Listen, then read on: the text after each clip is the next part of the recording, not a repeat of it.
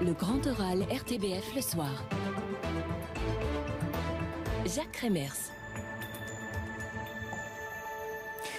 Madame, monsieur, bonjour. C'est une course à étapes que nous vous proposons aujourd'hui. Pas de classique, mais un petit tour des différents gouvernements, un mois avant, presque jour pour jour, les prochaines élections générales qui se dérouleront le 26 mai. À qui le maillot jaune, à qui la lanterne rouge, quel bilan tiré de l'action des différents exécutifs?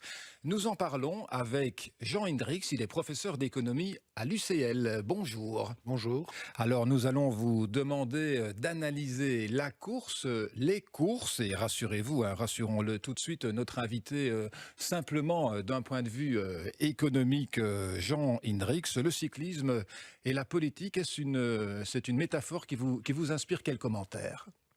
Je dirais que je vois un point commun assez crucial entre ces deux activités, à savoir qu'il ne suffit pas d'avoir du talent, il faut aussi beaucoup de persévérance et de courage pour aller jusqu'au bout en fait de la course. Et donc de ne pas, je puis dire, considérer qu'on est le meilleur et que la course est gagnée avant d'être terminée.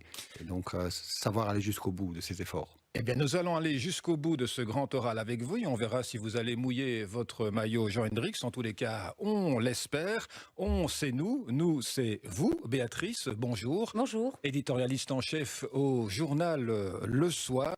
Et votre portrait de notre invité, ce que vous avez choisi, c'est de nous présenter un intellectuel engagé.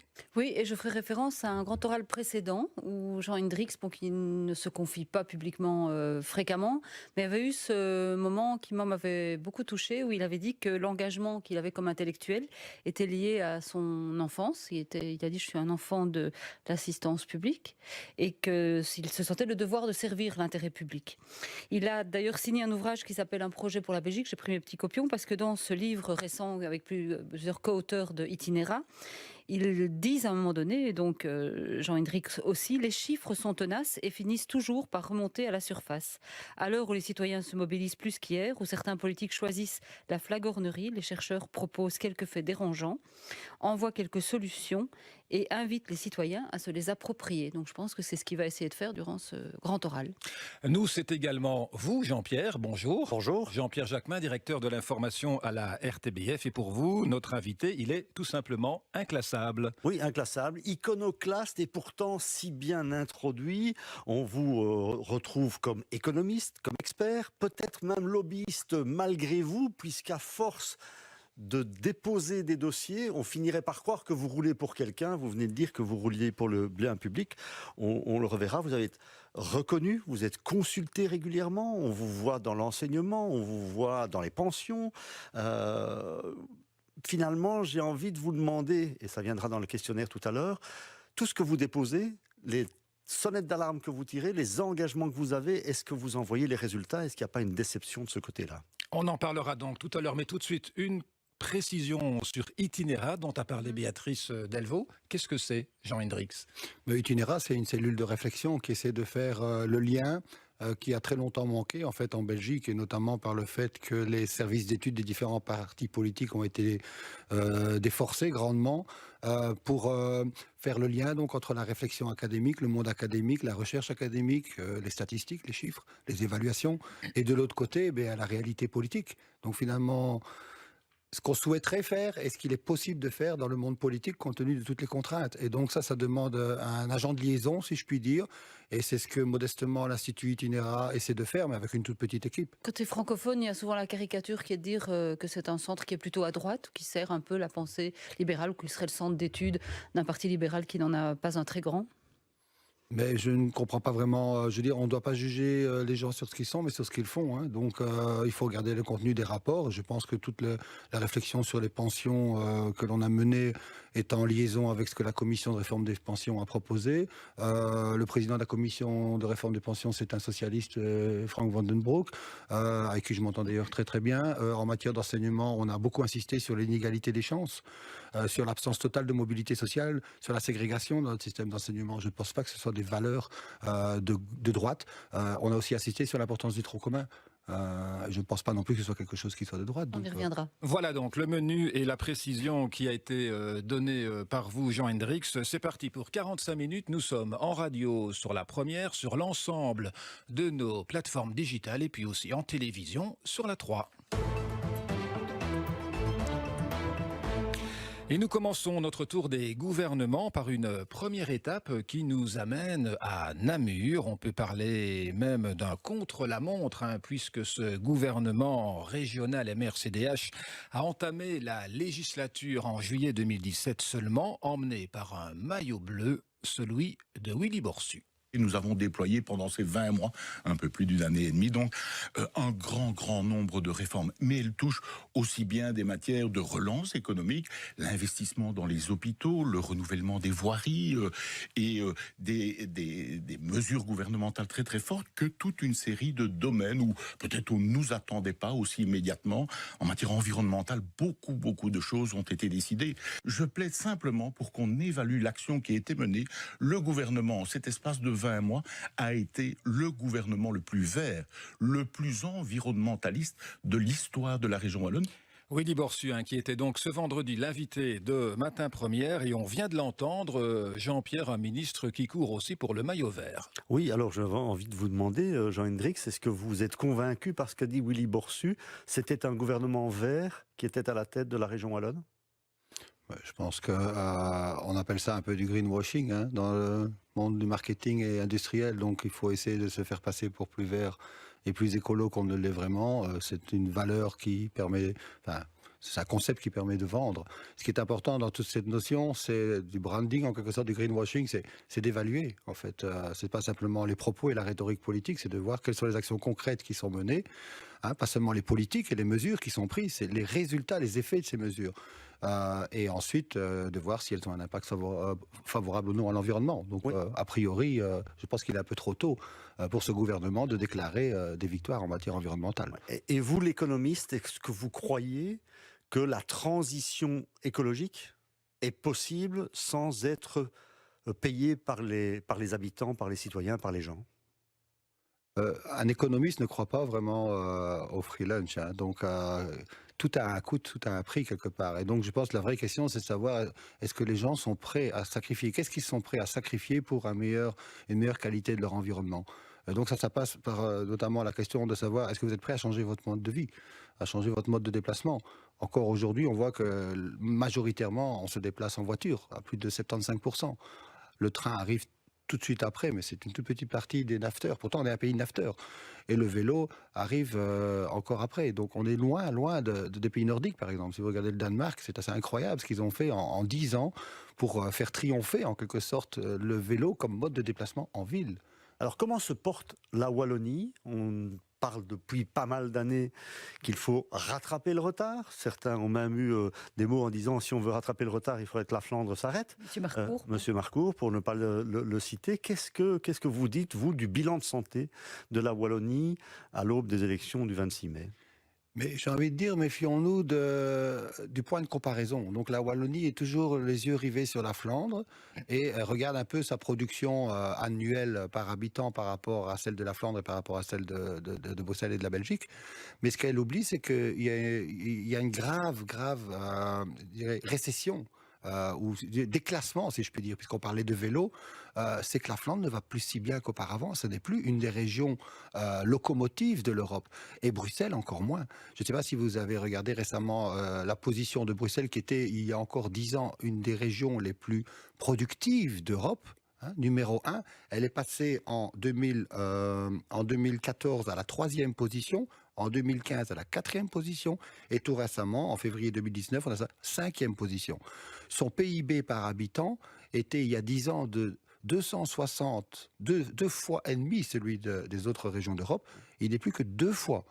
C'est une grosse chute. Donc Bruxelles, on est en train un peu de perdre Bruxelles. Bruxelles qui est notre métropole notre Et ça, fenêtre sur le Ça monde. s'explique comment? Par une mauvaise gestion, par, comme on dit en Flandre, des organes de gouvernance qui ne ressemblent à rien. Mais on a vu que beaucoup d'entreprises ont quitté Bruxelles. Donc, une explication numéro 1, c'est un problème de mobilité majeur à Bruxelles. C'est un problème que tous les partis politiques acceptent. Tout le monde propose d'apporter une solution, mais on voit que c'est extrêmement compliqué politiquement avec les institutions qu'on a et ce nœud d'institutions, si je puis dire, hein, cette lasagne institutionnelle sur Bruxelles qui rend extrêmement... Enfin, la répartition des compétences en matière de mobilité, ça devient un vrai casse-tête alors que c'est un problème urgent. Puisqu'on est, je répète, un pays de nafteurs, la Wallonie bénéficie. Un grand nombre de ses travailleurs, je crois que c'est plus de 250 000, travaillent sur Bruxelles, se déplacent tous les jours. Idem pour la Flandre. Toute la périphérie de Bruxelles profite de cela. Et on est en train de perdre Bruxelles. Dans les développements économiques, les gens ne se rendent pas compte que les zones urbaines jouent un rôle central de concentration des talents, du capital humain, du capital physique, de la recherche, du développement. Toutes ces externalités positives sont rassemblées Mais visiblement, dans ça les ne grandes bénéficie villes. pas à la Wallonie. Pardon ? Ça ne bénéficie pas à la Wallonie, d'après les chiffres. Bruxelles peut devenir, je veux dire, a été encore pendant longtemps un effet positif pour la Wallonie. Et donc on est en train de perdre ça. Il faut quand même savoir que un tiers des exportations wallonnes sont de l'industrie chimique et pharmaceutique. Sans Bruxelles, l'industrie chimique et pharmaceutique, vous pouvez oublier. Donc les grands centres de décision sont encore ici. Donc c'est absolument essentiel de garder ça à l'esprit. Donc aucun pays au monde ne peut envisager un développement économique sans avoir des grandes villes, des grandes métropoles internationales. Paris l'a compris, Londres l'a compris. Toutes les grandes villes l'ont fait et investissent là-dedans. Et nous, on est en train de perdre Bruxelles parce que finalement, Bruxelles, ça n'appartient plus à personne. Alors, Quelles sont pour vous les priorités, si on regarde devant maintenant, on vient de parler du bilan, quelles sont les priorités pour Bruxelles et pour la Wallonie, pour la législature qui va commencer au-delà des élections? Pour la Wallonie, une des priorités, ça doit être Bruxelles, très clairement. Tout comme la Flandre aussi considère très, très clairement que Bruxelles, elle a évidemment Anvers, mais enfin, Bruxelles reste prioritaire pour le développement économique de la Flandre. Donc la Wallonie doit comprendre qu'une partie de son avenir se trouve à Bruxelles. Elle ne peut pas se permettre de lâcher Bruxelles. Elle n'a pas de métropole équivalente. Liège ou Charleroi ne sont pas des métropoles Donc ça veut dire quoi, la équivalentes. régionalisation no way? Régionalisation plus poussée, c'est une folie? C'est ça que vous voulez dire? Ou parce que, bon, je ne sais pas ce que les hommes politiques qui se font réélire en Wallonie vont faire pour Bruxelles. Oui. L'implication politique, je ne peux pas...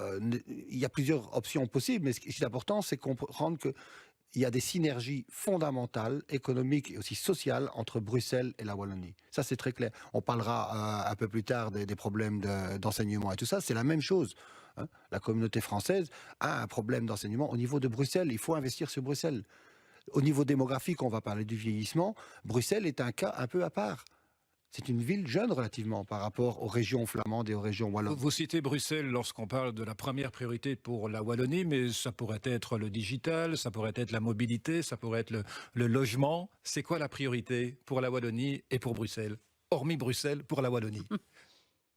Donc le digital, très clairement. Donc je pense que, allez, un secteur d'avenir, c'est la santé. On a une population vieillissante avec un pouvoir d'achat relativement correct, qui donc va dynamiser, enfin va booster la demande, et je veux dire, l'offre va suivre. Et donc, ça veut dire quoi, les hôpitaux, les seigneuries exactement. Donc, en matière de soins hospitaliers, il y a toute une chaîne à combler. Donc, vous voyez que la tendance est d'aller vers des fusions, c'est-à-dire que les gens devront se dépasser plus. Mais l'idée, c'est de rester moins longtemps, puisqu'on sera les interventions hospitalières se feront plus loin de chez soi. Il faut des zones intermédiaires, des agents intermédiaires à nouveau, où les gens peuvent revenir plus près de chez eux. Donc, il faut créer toute cette chaîne, si vous voulez. Des soins par exemple, des éléments comme cela. Ou des maisons de convalescence, des zones intermédiaires de revalidation, plus proches des gens. Donc il faut combiner à la fois une centralisation des interventions coûteuses comme des interventions hospitalières, mais un rapprochement des lieux de revalidation pour que la famille soit plus proche des patients. Ouais, vous êtes donc favorable à cette fusion des hôpitaux? C'est fait en Flandre, à Bruxelles? Oui, donc ça c'est très inquiétant. Pas de la même manière ailleurs en Wallonie, ou alors c'est peut-être une fin de législature qui ne permet pas de prendre des décisions? Oui, donc ça c'est un peu inquiétant. Il y a une instabilité politique qui est en train d'être créée dans un monde qui demande de la stabilité. Le secteur hospitalier demande plus de stabilité politique pour faire notamment, c'est un des secteurs qui investit le plus. En 4 ans, ils ont investi plus de 6 milliards. Donc ils veulent un cadre politique et juridique stable. Donc il veut connaître... Alors c'est l'économiste qui parle, parce que de nouveau, je disais lobbyiste, on se dit tiens, d'un coup, voilà que Jean Hendrix nous parle au nom des grands hôpitaux, de ces grandes... Oui, mais les grands hôpitaux, excusez-moi, mais les grands hôpitaux, c'est plus de 100 000 équivalents temps plein en termes d'emploi. Donc il y a l'emploi qui est en jeu. Hein. C'est 20 milliards de bilan au niveau belge. Donc c'est la moitié des dépenses de pension. Donc c'est un énorme potentiel économique pour une région.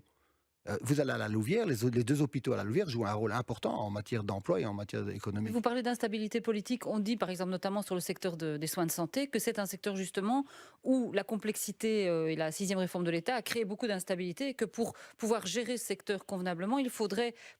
pour certains refédéraliser, mais ils sont extrêmement peu nombreux. Pour d'autres, il faudrait surtout remettre un maximum de compétences régionales. Oui, effectivement. Donc on a régionalisé, mais il y a une grande idée centrale dans la réforme, c'est de réduire la concurrence stérile entre les hôpitaux, même nuisible entre les hôpitaux. Je donne l'exemple à Charleroi, vous avez des hôpitaux qui se font concurrence, mais c'est inimaginable. C'est tout à fait contre-productif. Et donc, pour aller vers de la plus grande collaboration et partenariat entre les hôpitaux, partager du matériel qui coûte très cher, c'est ça qui coûte le plus cher à l'heure actuelle en matière hospitalière. Au lieu que chaque hôpital achète son propre matériel, on se spécialise, on prend un matériel et l'autre et on partage. Est-ce que le gouvernement wallon a les moyens de gérer cette perspective seul ou est-ce qu'il doit dépendre de nouveau... Mais le fédéral a offert un cadre, donc c'était aux entités fédérées à voter les décrets. Ça a été bloqué pas plus tard qu'hier. Et donc ça a été débloqué parce que le gouvernement est tombé.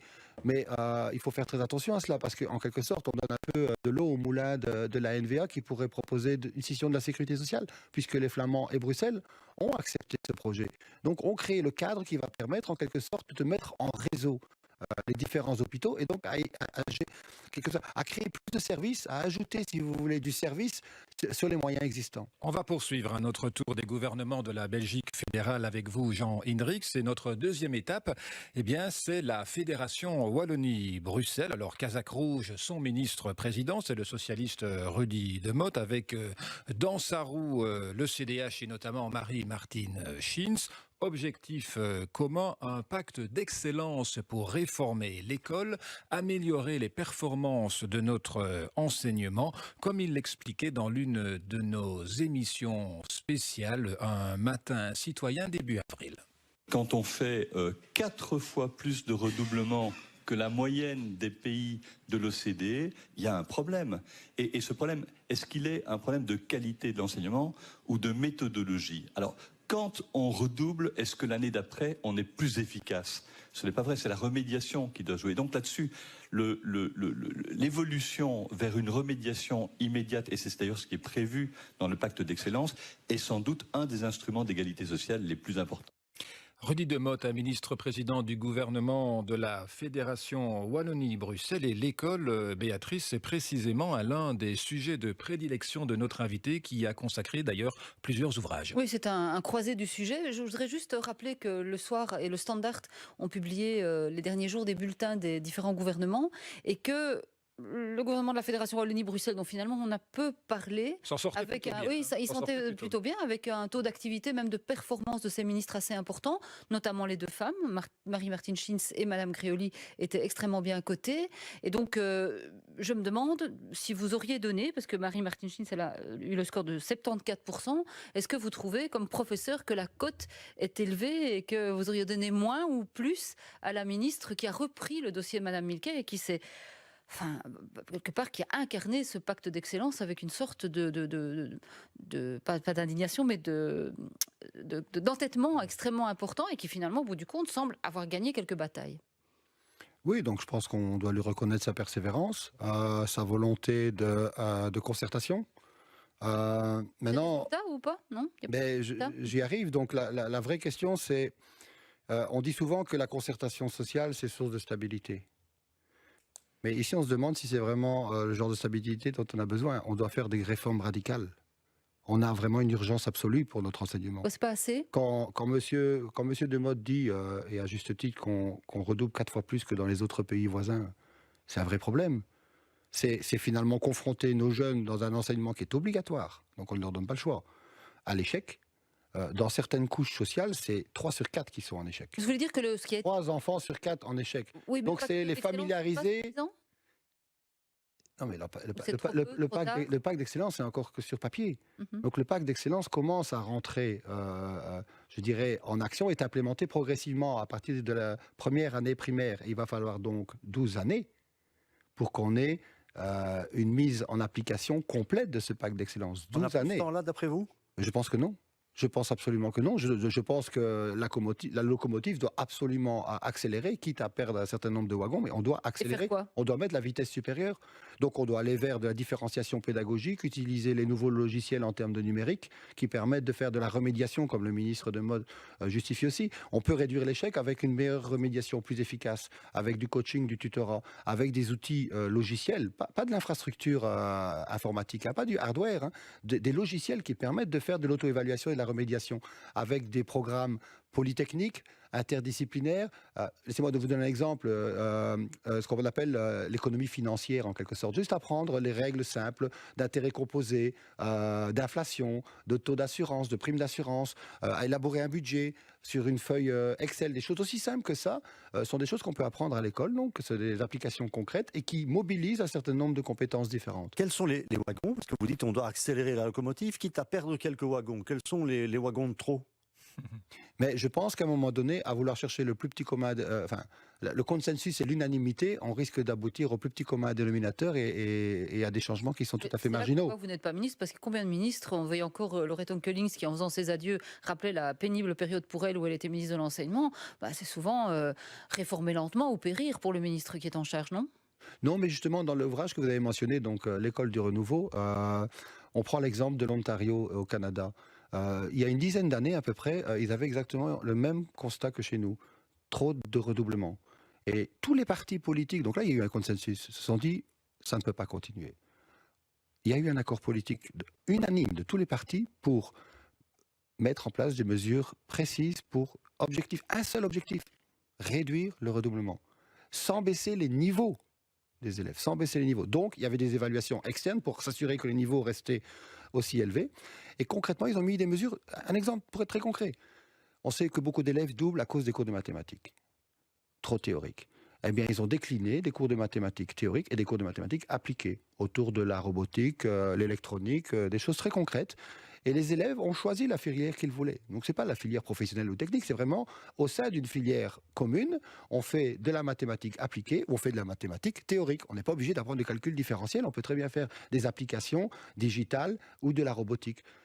Et rien que cette mesure-là, évidemment accompagnée de logiciels de remédiation et pédagogique, il y a des très bons logiciels qui existent aujourd'hui, du tutorat, de la seconde chance, et toute une politique que j'explique dans le livre d'accompagnement, mais le mot-clé c'est la différenciation pédagogique, des évaluations en continu, des collaborations entre enseignants autour de projets, de la pédagogie par projet. On a vraiment réussi en 10 ans à réduire de plus de moitié les redoublements. Donc c'est du concret, c'est une réalité, sans que ça coûte plus cher. Qu'est-ce qui pourrait faire que ça marche, pour prendre la question positivement? Mais soyons objectifs, ça fait quand même quelques années qu'on parle du pacte d'excellence, on ne voit rien à très court terme arriver. L'abusez, Il y a quand même ici, prenons une mesure concrète, hein, puisque Jean-Pierre a parlé de wagon. On a accroché le wagon de l'allongement du tronc commun, par exemple. Est-ce qu'on a bien fait de l'accrocher à la réforme? Mais on est d'accord que le tronc commun, c'est pour le secondaire. Donc la réforme du pacte d'excellence commence en première primaire. Donc on prend une mesure qui va vraiment être mise en application plus tard. Alors ici, on vient de mettre par exemple entre 80 et 100 millions pour le maternel et le primaire. Hein. Très bonne décision, très bonne décision. Tous les chercheurs en matière d'enseignement, tout ce qu'on sait en termes d'évaluation des politiques d'enseignement, on sait que les politiques les plus efficaces, donc c'est le plus d'effet, c'est d'investir le plus en amont possible, notamment pour le redoublement. On sait déjà que c'est trop tard de faire de la remédiation, si je puis dire. Enfin, trop tard, c'est beaucoup plus coûteux et difficile de faire de la correction après les primaires. Donc on doit le faire le plus tôt possible. Donc il y a tout l'enjeu de la question du maternel. Et ça, ce sont des bonnes choses qui ont été faites, donc de professionnaliser. Je pense que même j'entendais récemment le responsable de la Fédération des écoles maternelles qui était très content de ce qui avait été décidé, donc de professionnaliser en quelque sorte les contenus des enseignements et les exigences au niveau du maternel. Je trouve que c'est très important parce que les inégalités se font déjà au niveau du maternel. Vous parlez aussi des professeurs. Vous dites que vous, dans les suggestions que vous faites dans le... Mais au niveau des professeurs, il y a tout un chapitre qui est consacré au problème de la pénurie. On a un paradoxe belge. Nos enseignants sont mieux rémunérés que dans les autres pays. Nos enseignants ont une charge horaire plus faible que dans les autres pays. On dépense par élève plus que dans les autres pays. Et on a une pénurie d'enseignants. Comment vous expliquer Prof, ça? métier pénible. On a pénurie sur les deux bouts. On n'arrive plus à garder les jeunes dans la profession parce qu'ils n'ont pas des contrats stables suffisamment tôt. Hein. On les disperse sur différentes écoles avec des morceaux d'horaire.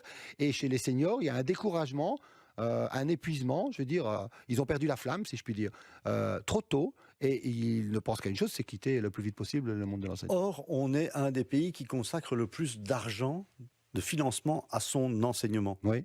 Hein, vous êtes d'accord avec Oui. ça? Dépenses par élève, oui. Dépenses par élève.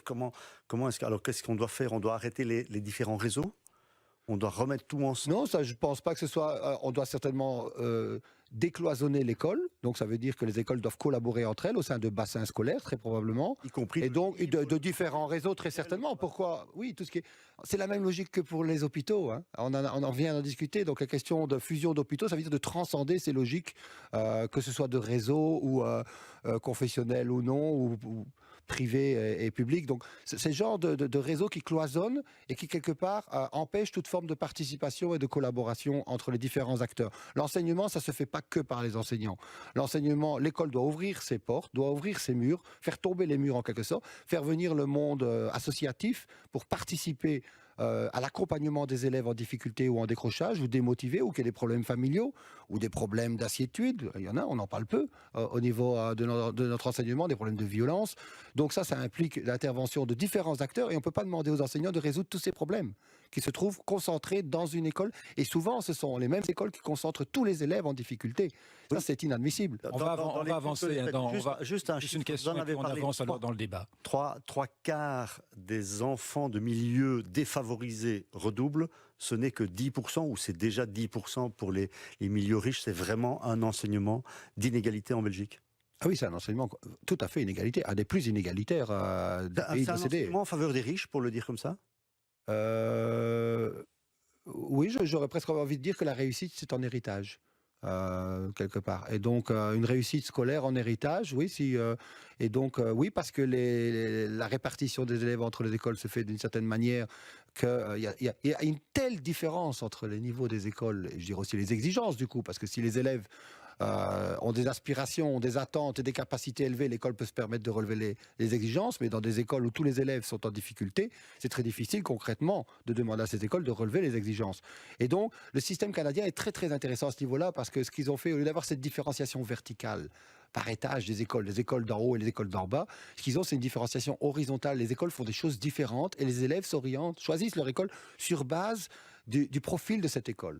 Alors j'allais à ce stade de l'émission vous poser une question un peu plus personnelle à Jean Hendrix et j'avais écrit sur ma petite feuille ministre de l'économie un jour, est-ce possible? Mais à vous entendre, j'ai envie de changer ma question et d'écrire ministre de l'école un jour, est-ce possible? Ah, je pense que c'est le plus beau poste qu'on puisse rêver. Et je pense que quand on regarde un peu dans l'histoire de la politique, que ce soit en France ou en Belgique, les plus grands ministres ont souvent occupé ces postes-là. Et donc ce sont des postes très difficiles, mais justement qui demandent à avoir de la persévérance, comme je l'ai dit au début de l'intervention, savoir écouter, c'est très très important, avoir une vision. Un peu comme un capitaine de navire quelque part. Et savoir choisir surtout à un moment donné. C'est un peu le balai noir pourtant, quand on distribue les portefeuilles, l'école généralement c'est le portefeuille dont on se méfie parce qu'on sait que derrière les réformes il y a des manifestations, il y a beaucoup de contestations parce que précisément c'est une matière qui nous concerne au premier chef.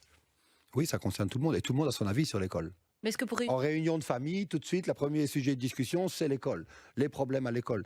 Mais l'école concentre tous les problèmes de notre société, et notamment tout le changement de la structure familiale, c'est concentré dans l'école. Et on demande aujourd'hui, c'est injuste en quelque sorte aux enseignants, de résoudre de plus en plus de problèmes. On doit revenir à l'essentiel, les enseignants sont là pour enseigner, faire passer un certain nombre de compétences et de connaissances, mais ils doivent être accompagnés. Et une des raisons, je pense, pour lesquelles aujourd'hui les jeunes ne sont plus très intéressés à s'engager dans ce genre de métier-là, c'est parce qu'on leur demande l'impossible.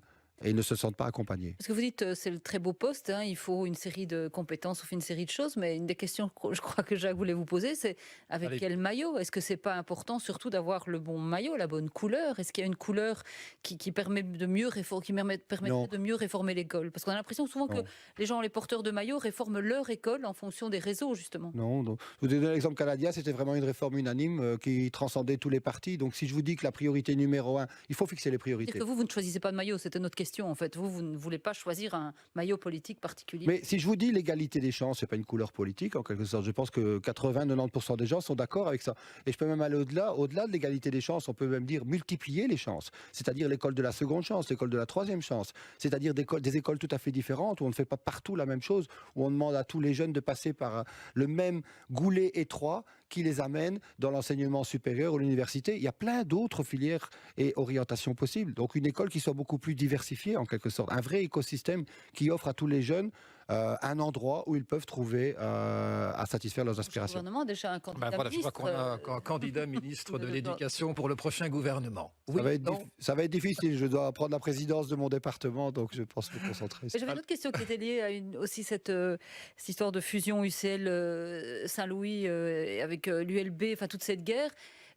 On a interrogé Luc Barbet, qui est un observateur de la NVA, et dit que pour les Flamands, ce qui est très très surprenant, c'est le clivage entre laïcs et catholiques qui reste très important en Belgique francophone. Nous, parfois, on n'a plus ce sentiment. On n'a pas le sentiment que c'est aussi fort. Or, en fait, on constate que sur différents plans, ça existe toujours. Pour vous, Je pense que l'échec de la fusion des réseaux hospitaliers est lié à ça. Aussi. Oui, vous avez l'associatif et le catholique, et de l'autre côté, les hôpitaux qui sont plus laïcs. Donc ça, c'est Et bien. la faute est Je pense que ça de de là. côté, autant le pilier catholique que le pilier laïque qui est responsable. Mais Vous trouvez qu'il y a une je responsabilité? pense qu'à un moment donné, il y a une responsabilité essentielle. Ici, il y a une exigence d'efficacité au service de tous. On ne peut plus se permettre de gaspiller les deniers publics, et donc on doit être efficace en matière de soins de santé, répondre aux attentes légitimes du citoyen. Et ce genre de clivage-là, je pense que les gens en ont un peu marre. Mais on n'est pas, j'ai pas la réponse à la question. Qui est le plus rabique des deux côtés? Ce sont les laïcards ou ce sont les cathos? Les deux. allez, on Si se vous reprenez contentera. l'histoire de la Belgique, vous verrez que les cathos ont été une force de résistance. D'ici et maintenant, mais bon. Allez, on prend la réponse. Merci Jean Hendrix, professeur d'économie à l'UCL. Nous vous recevons avec Béatrice Delvaux et Jean-Pierre Jacquemin dans un instant. C'est notre séquence à la place 2 et c'est juste après ceci. Le grand oral RTBF le soir. Jacques Remers. Et dans cette séquence, nous vous demandons ce que vous feriez à la place d'une autre personnalité. Nous avons choisi le formateur du prochain gouvernement fédéral. Petite séquence archive de 2014. On écoute le formateur, Charles Michel. Le roi m'a confié une mission. Beaucoup d'observateurs considèrent que cette mission était pratiquement impossible parce qu'effectivement, c'est vrai, certains l'ont dit, on était confronté à des difficultés nombreuses en lien avec les différentes formules possibles en termes de coalition sur le plan fédéral. J'ai mené un travail très très discret, extrêmement discret, ce qui a été, je crois, un gage de confiance, et ça m'a permis de dégager comme conclusion le constat qu'il y avait deux possibilités. Ou bien revivre de nouveau une crise institutionnelle, 541 jours comme en 2010, ça je n'en voulais pas, nous n'en voulions pas, ou alors mettre en place un gouvernement dans un délai, je l'espère, raisonnable, susceptible de prendre des décisions économiques et sociales en mettant de côté le danger de la crise institutionnelle et communautaire. Voilà donc une mission bien difficile qui s'annonce pour le prochain formateur. Alors avant de parler du comment vous feriez, est-ce que vous accepteriez d'abord une mission comme celle-là, ou alors vous dites ah non, pas du tout, c'est pas possible? Non, je pense qu'il faut vraiment une compétence politique pour cela, au sens noble du terme. Donc vraiment, je ne pense pas avoir cette compétence-là. Donc c'est vraiment quelqu'un qui a... Est-ce que c'est une mission tout simplement possible? Oui, je pense que c'est possible. Mais il faut avoir une envergure politique. Je ne vais pas prendre le risque de citer des noms, mais je pense qu'il faut quelqu'un qui a une véritable envergure politique et qui est surtout écouté et respecté par tous les partis politiques. Et quel serait votre conseil alors à cette personnalité-là, d'un point de vue économique par exemple? Comment parvenir à concilier une vision socio-économique du sud et du nord du pays?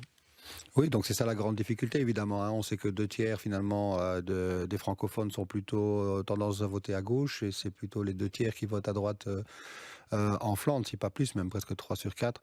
Et donc ça, on se demande un peu comment on va pouvoir avancer sur une coalition commune. Je pense que de mettre en avant des priorités essentielles, je pense que toute la discussion qui a été portée par les jeunes sur le réchauffement climatique doit permettre finalement de nous rassembler. Les questions sur la mobilité dans un petit pays comme la Belgique, c'est quand même incroyable qu'on ait de tels problèmes de mobilité. Les questions de l'enseignement, je pense que ce sont des questions qui touchent un peu toutes les communautés au même titre.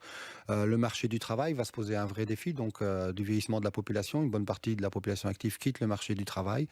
Il faut la renouveler, donc le grand renouvellement démographique avec des jeunes qui fonctionnent différemment. C'est une nouvelle génération avec des nouvelles technologies. Donc tout ça demande un peu de repenser notre monde du travail.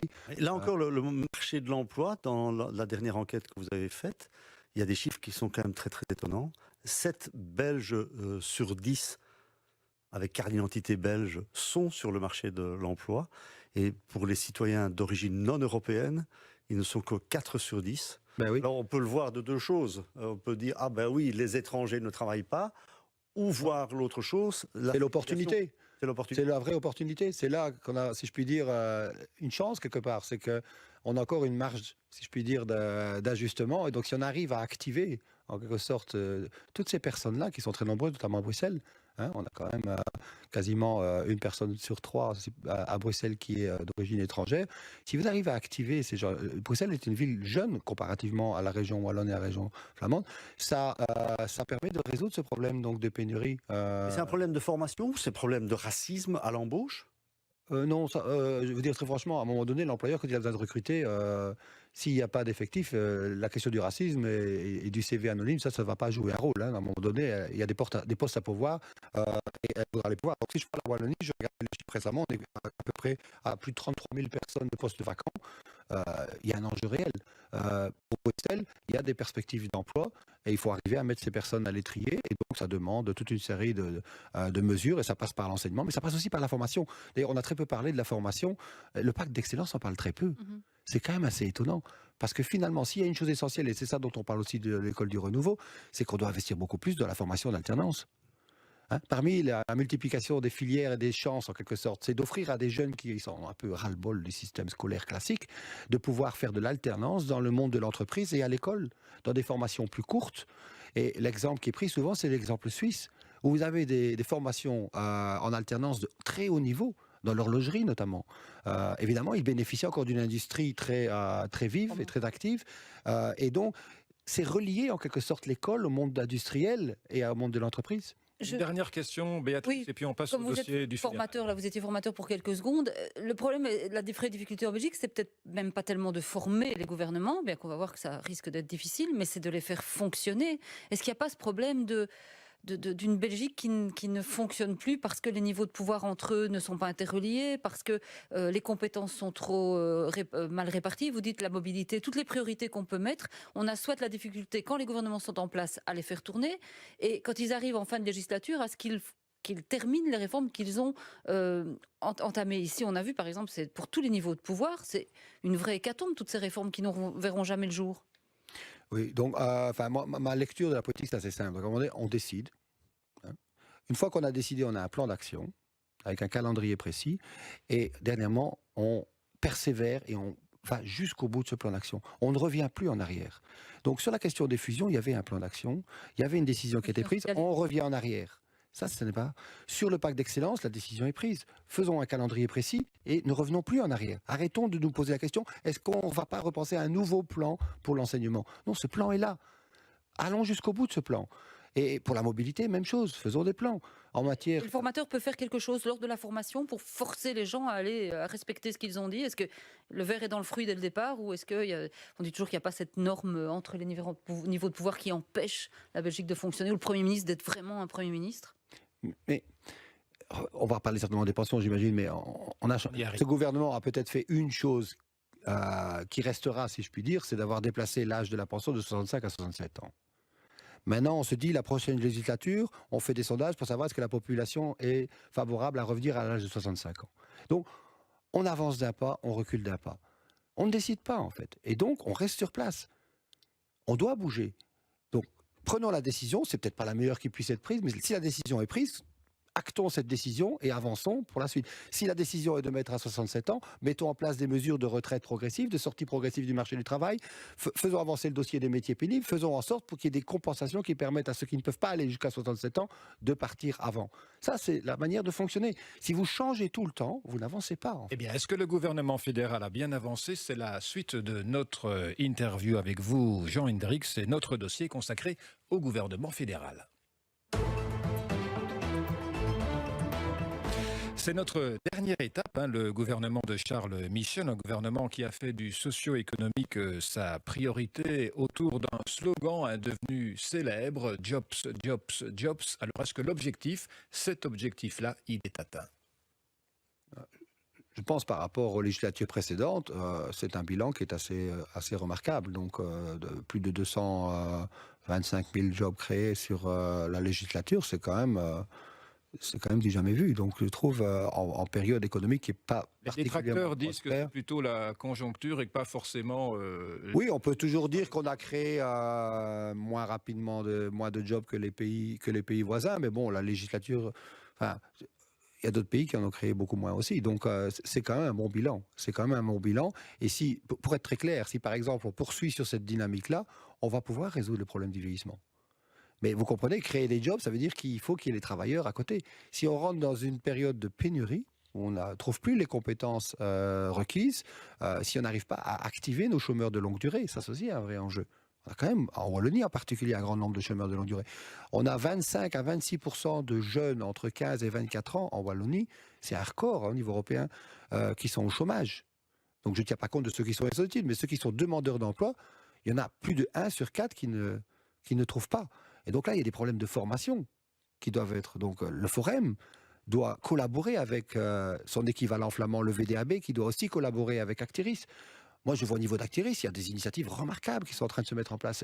C'est piloté par des gens qui ont vraiment une vision du bien commun, qui sont un peu dépolitisés quelque part, qui sont des vrais gestionnaires, qui ont une vision, notamment au niveau d'Actiris. Je trouve ça assez remarquable ce qu'ils font pour intégrer les jeunes d'origine étrangère sur le marché du travail. Et pour lutter contre les problèmes de racisme et de discrimination. Et ces jobs, ça donne de l'emploi stable au bout du compte, d'après vous?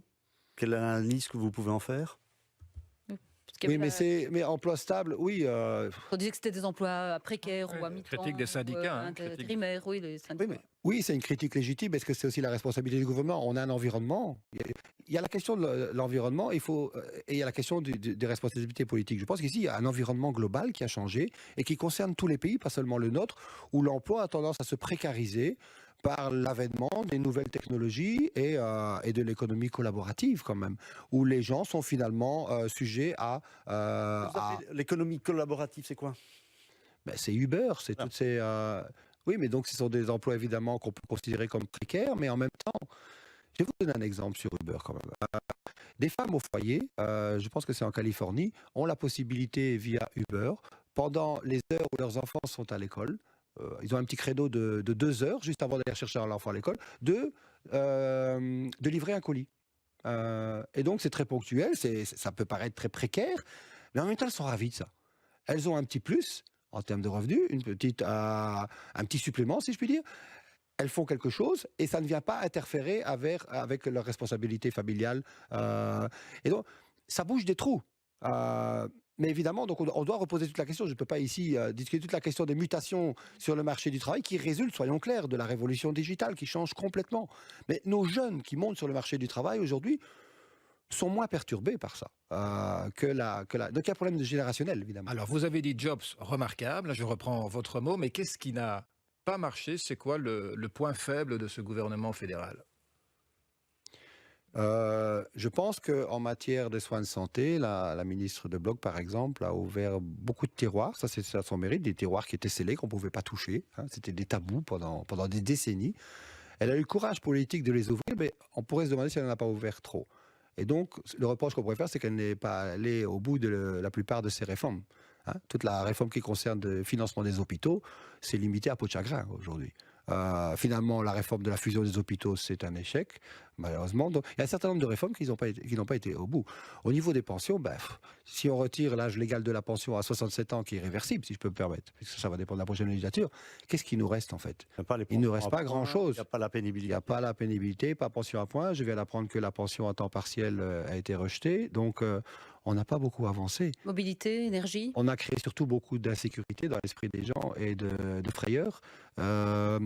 Énergie, on voit pas grand-chose. Bon, pour les soins de santé, on pourrait toujours dire, oui, mais est-ce que c'est normal qu'on ait 9 ministres responsables des questions de santé en Belgique, dont 6 sur Bruxelles? Donc ça nous met en avant à nouveau la complexité bruxelloise.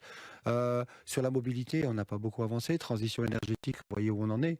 Et donc, à un moment donné, pour le nucléaire, c'est aussi une question de savoir, vous comprenez, sur des plans d'investissement, d'avoir un environnement stable, de dire vers où allons-nous, et on s'y tient. Est-ce Et que vous changez par un peu. exemple, sur le nucléaire, quelle est la décision comme si vous devez faire des études, vous mettez quoi au bilan du gouvernement? Ils ont décidé d'arrêter le nucléaire? C'est possible de ne pas l'arrêter? Mais ça va dans tous les sens. Donc, il n'y a pas une position commune là-dessus. Et justement, c'est ça qui est un peu dramatique. Donc, à un moment donné, faisons comme l'Allemagne. Alors, décidons une fois pour toutes et ne revenons plus en arrière. Si vous revenez en arrière, vous changez tout. Parce que quand vous prenez une décision politique, il faut comprendre qu'il y a une dynamique économique qui va suivre cela.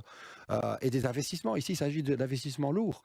Et donc, il faut avoir une sécurité politique et juridique pour que ces investissements soient rentables.